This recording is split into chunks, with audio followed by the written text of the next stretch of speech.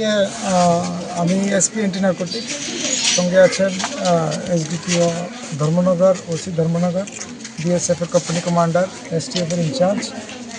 আমাদের কাছে অনেকদিন ধরে খবর ছিল যে তার বাড়িতে সে নার্কো স্মাগলিংয়ের সঙ্গে জড়িত, এবং আমাদের কাছে খবর ছিল যে তার কাছে সে বাড়িতে কিছু কন্ট্রাব্যান্ড আইটেম লিখে রাখে এবং প্রায় সময় এখান থেকেই সে পাচার করে। অ্যাকর্ডিংলি আমাদের এই সম্মিলিত এই রেডটাতে আমরা এসেছি তার বাড়িতে। অনেক সময় সে দরজা খুলেনি, তালা লাগিয়ে কোথাও চলে গিয়েছে। সঙ্গে আমরা এক্সিকিউটিভ ম্যাজিস্ট্রেট তাকে সঙ্গে নিয়ে এসে তার এখানকার যা অ্যাজ পার ল সার্চ করেছি। সার্চের সময় আমরা পেয়েছি তার ঘর থেকে কিছু শার্প কাটিং ওপেন, সঙ্গে আছে কিছু প্যাকেজিং করার, অর্থাৎ ব্রাউন সুগার, ইয়াবা ট্যাবলেট প্যাকেজিং করার কিছু পলিথিনের প্যাকেটস, সঙ্গে একটা হিসাবের খাতা যেগুলির মাধ্যমে সে ট্রানজ্যাকশন করে বলে স্মাগলিংয়ের। আর টাকা আছে প্রায় 3 লাখ টাকা। আর কাউন্টিং মেশিন একটা পেয়েছি, টাকার কাউন্টিং মেশিন। এটা আমাদের যে খবর ছিল, আমরা আসার পর দেখতে পেলাম ঠিকই এটা সত্যিই খবর, যদিও আমরা কোনো কন্ট্রাব্যান্ড আইটেম পাইনি।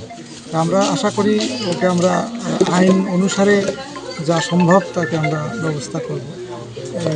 সঙ্গে আমরা এই জাতীয় যারা করছে এটা একটা মেসেজ নেশামুক্ত ত্রিপুরা, কারণ এখন আমরা আমাদের এইটা বর্ডার অঞ্চল, আমাদের বিভিন্ন অঞ্চলে সেই সমস্যাটা আছে আমরা জানি।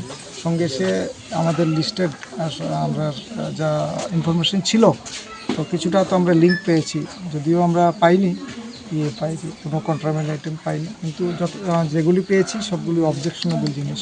টাকাটা বাকি আইন অনুসারে কী করবেন ধর্মনগর থানা, সেটা পরে দেখা হবে। আপাতত সেটা আমরা দেখছি কি করা যায়। যদি সে কাগজ দেখাতে পারে সে টাকা নিয়ে যাবে। পরবর্তী পদক্ষেপ আপনার কী হবে?